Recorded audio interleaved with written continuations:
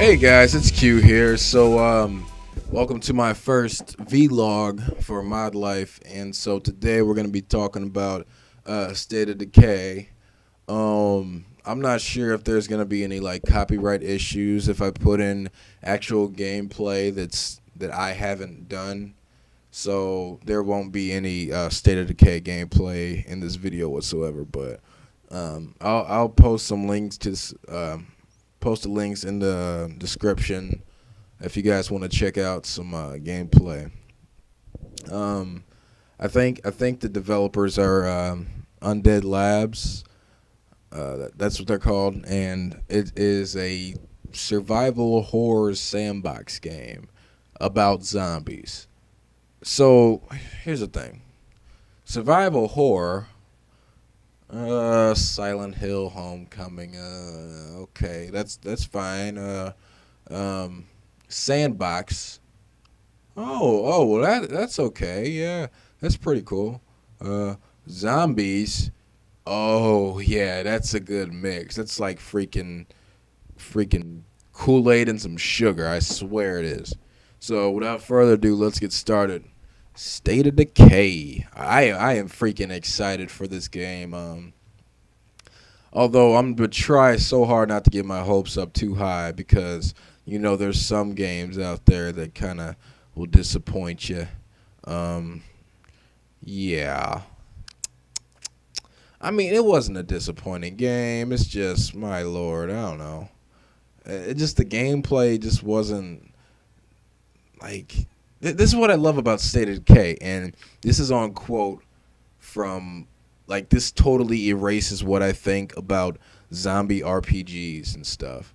So, unlike games such as Left 4 Dead and Dead Island, State of Decay will focus more on survival, stealth, invasion, distractions, base building, survivor community, securing resources, and moving through the world than actual zombie combat. So let's figure out the things that like Dead Island didn't really provide much on. Base building, that sounds fucking intense. Like, you guys don't understand. Like, I've just been waiting for that one game in which you could totally like take over a place and claim that as your home for you and your friends, and because I heard this game's gonna be multiplayer. So imagine like you and your friends taking over this whole like new place, and you just call it base and send all your dudes there to camp out and secure. That sounds fucking badass, and I can't wait to get my hands on that piece of content. Like I wonder. Hopefully they will don't disappoint. Pursue it in a way that works, and it's not too like in Grand Theft Auto. Let's take an example. Grand Theft Auto 4. Okay, you bought this cool crib. It looks nice, but you can't really do shit in it. So in this game, it's like, yeah, you can sleep there overnight and wake up and do whatever you want. That's cool. Like, hopefully there's more interaction with what you do. It adds more, not just realism, but it makes it more worth getting. You know what I mean? Like, it's actually worth it to go through all this trouble, because I think you start off in the beginning. I think you start off with a base, so why not get another one? But you never know. This game is probably like, okay, your base got overrun. Let's go to a new base. That'd be freaking cool too. I hope that's in there. It'll keep the game, paced up. Like in Walking Dead, they didn't stay in one place, at a time. Like, they move several places, if you guys are familiar and keep up with the show. So, all right. Let's see what else we got here. Players will be able to choose a location to build a base in. Structures such as watchtowers, gardens, sleeping quarters, kitchens, workshops, medical bays, and barricades can be constructed to defend against the infection population. Help from survivors recover faster and build explosive and other tools. So food, water, shelter, ammo, and construction materials will be necessary for survival. That sounds like, hey, let's go to fucking Home Depot and let's border up. That's what the zombie apocalypse is all about. Like, defense. You know, it's not just a hack and slash game. You actually have to survive, and I just can't fucking wait. Okay. To obtain these supplies, the player will need to go on raids to abandoned supermarkets and many other shops, or the player can grow food themselves. Maybe some marijuana on the side, eh? Nah, just kidding. The player can also find other groups of survivors that are willing to trade their resources with the player in exchange for ammunition. So, you know, to keep the game alive, if there's a working multiplayer, an interactive multiplayer, you can totally like see this dude camped out all the way at this abandoned farm, and you need some ammo. He's got all this ammo, and you trade him some food, and there you go. That's freaking like trade for you right there. And this game could probably provide that. It makes gameplay fluid, and especially with real players, you're doing real trades. That'd be awesome. The player will be able to rescue other AI survivors to help with defense, build facilities, and repair cars and guns with the appropriate facilities. They can also be sent out for loot, find a new base location, or come to pick up supplies found by the player. So, like, here's where the actuality comes from.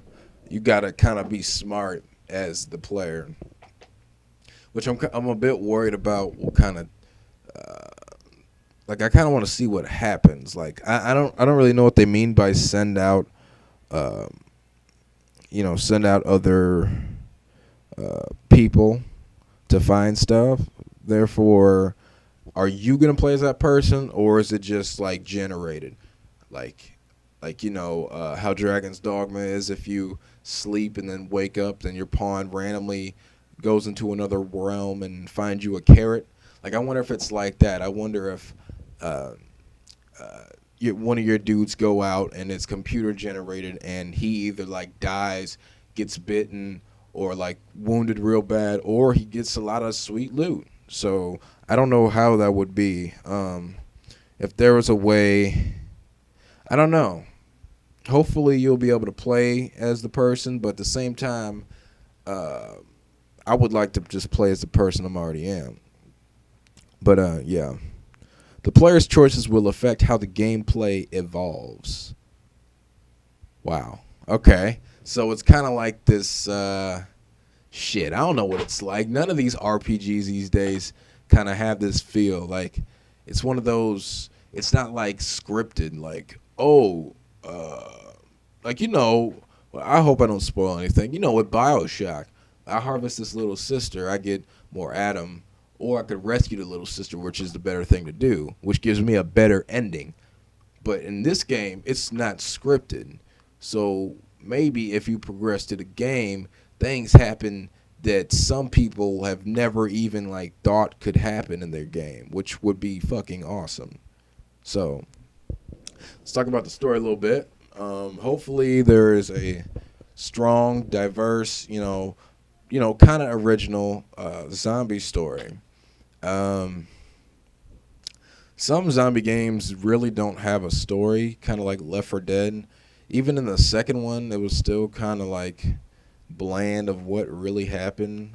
But hopefully this game, like, you kind of can unravel it as the player to find out what happened. So the player starts out as a character named Marcus, a store clerk who is an athlete and loves to hike. He is also a born leader, a very useful trait in the game. So basically you start out as this stereotypical dude who, I guess, you can die and play as somebody else. So it's not like you're going to be sticking with that one person. My God, I hate playing as the same protagonist. Like, that's why I love Mass Effect so much. You get to create the person you want to be. I hate being one guy. But not saying that means I don't like any games like that with a non-switchable protagonist or customizable protagonist. But in this game, wait a minute. In this game, there is no protagonist then, since you get to switch characters, which I'll get to in a second. Returning from a hunting trip,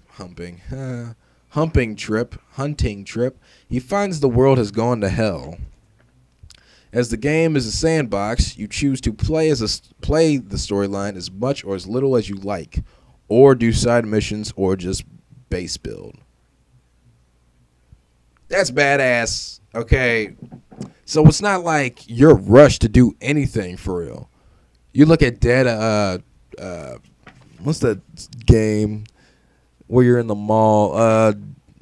Dead Rising, where you got like 72 hours to solve all the missions in the game. That's freaking lame. I hate that.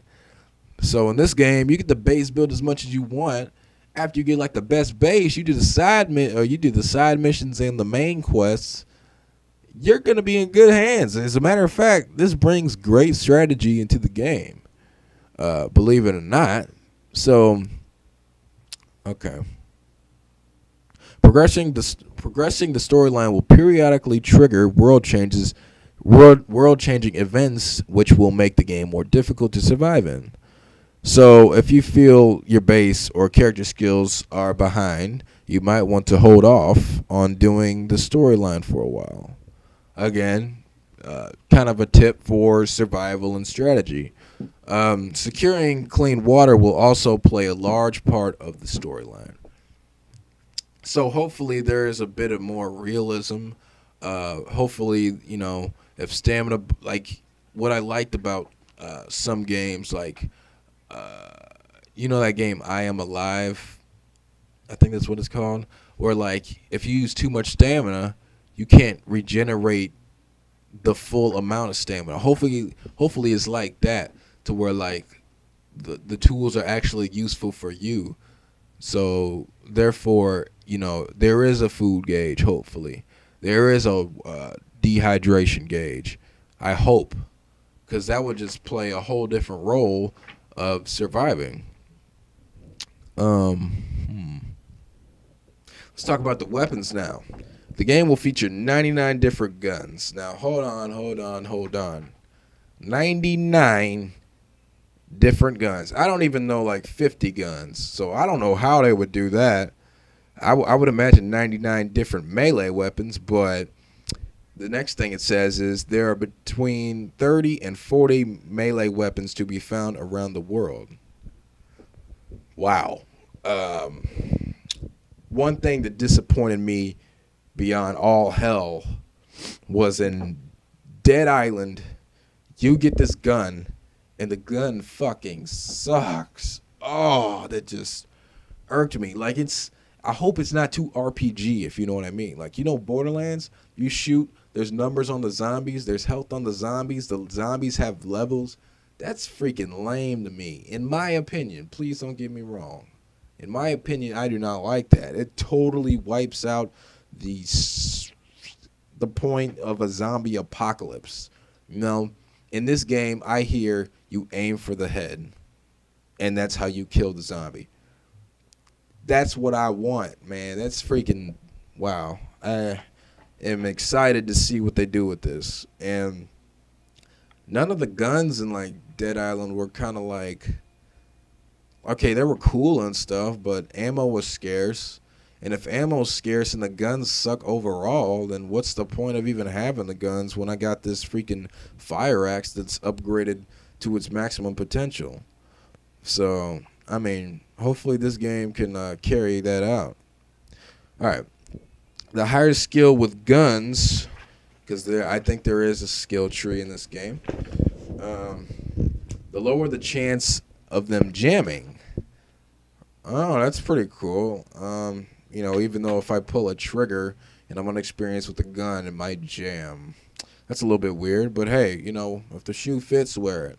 Jam guns will need to be repaired at your base. You will also have lower recoil the higher your gun skill. That makes sense. Gunshots will attract zombies. Yes.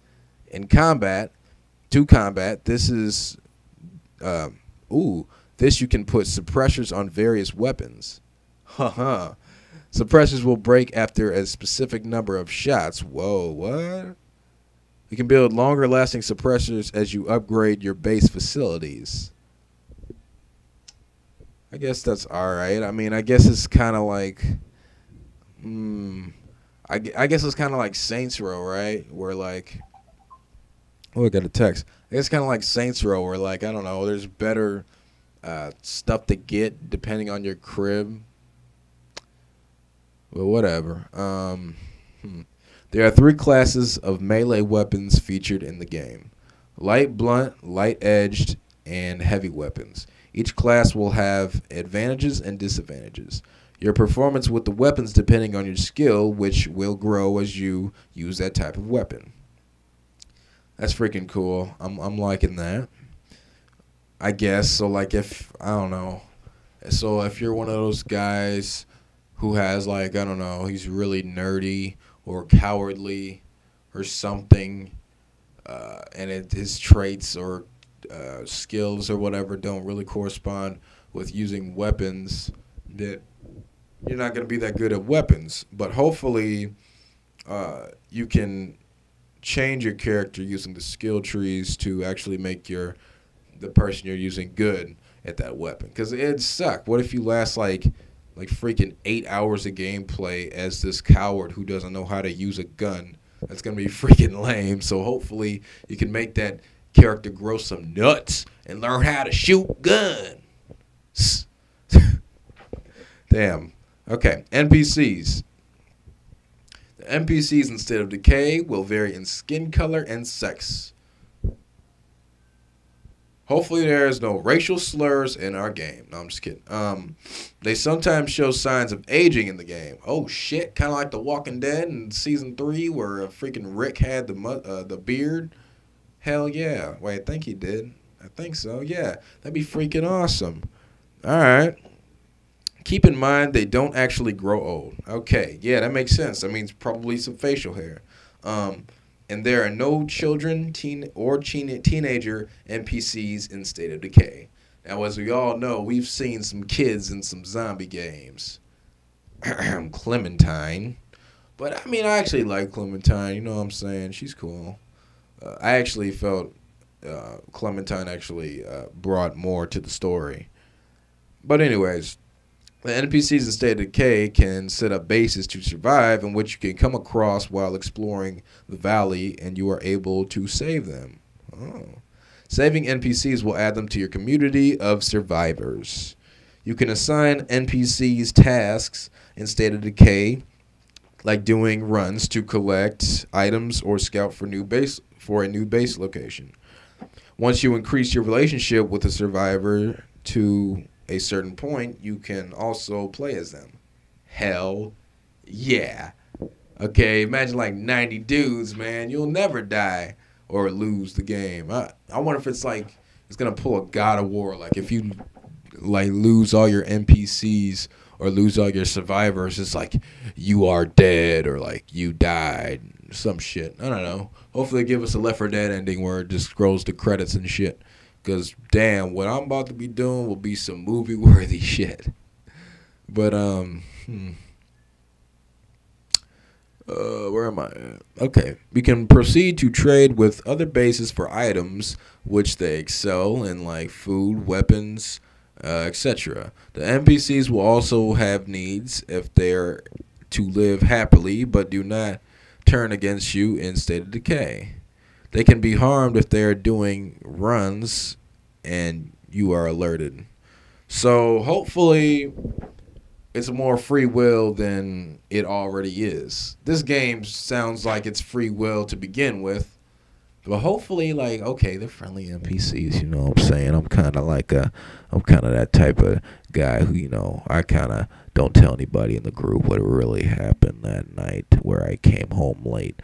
But I totally took out this dude's base and stole all of his guns and ammo. You know, I kind of hope it's like that. Or like, you know, you can raid these dudes even though they're nice.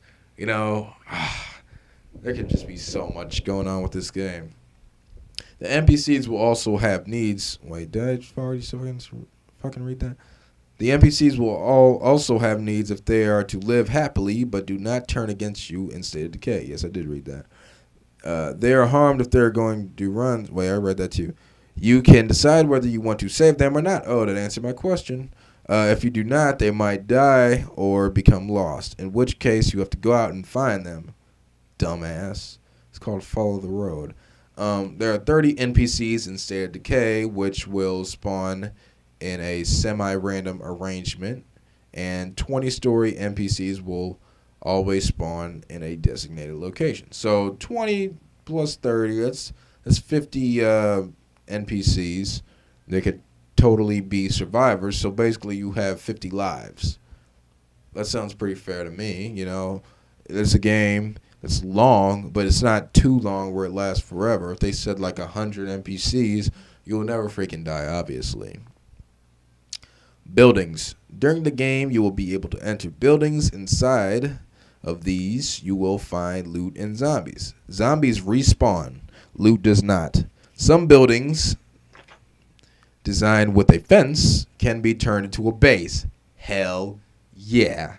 Just like I said before. A base is a residence that you can upgrade but will have to defend. Oh yeah. Only one base can be occupied at a time. Huh? I want like 3 bases, dude. They can be overrun and relocated. Okay, that's cool. Fine. A large number of customization options exist for the base, including, but not limited to, gardens, tents for sleeping, storage areas, and a radio station for communication. My lord. Workshop for upgrading and repairing weapons, generators for power, guard towers, and wall for defense. My God. Any building that is not destroyed can be turned into an outpost. An outpost is a place where you can sleep or store items. Zombies cannot spawn around an outpost. The number of outposts you have, the number of outposts you can have is dependent on the size of your base. You can block the windows and doors of any building, allowing you to sleep in it. So it's like Minecraft with all the bullshit, where like you have to place your bed down and it says monsters can't spawn. So as long as you are able to, as long as you cover up everything, boarded up and stuff, you can sleep in there, which is freaking awesome. So I made a last note. I saw something. It was from the PAX YouTube video I saw somebody post, but it was one of the developers, showing off the game and stuff. And a player was playing, and their survivor died, and like I don't know how it happened, but like I guess they pressed a button or something, and like there was like this badass like firecracker suicide. Like there were like all zombies surrounding her, and next thing you know, when her health was real low, I guess she had the option to do like this suicide thing. So she took out like this fire bomb and like blew herself up, and it blew up the zombies right next to her, and she totally like went out like a beast. So this game, hopefully this game has like a great combat system. Wow, that was my State of Decay video log. I hope you guys enjoyed. If you guys want to know more, I'm probably going to be up to date with this shit. So please comment, like, subscribe if you like what's going on. Tell me how I did this video log. Have a blessed day. And, yeah, have a good one. Odd life.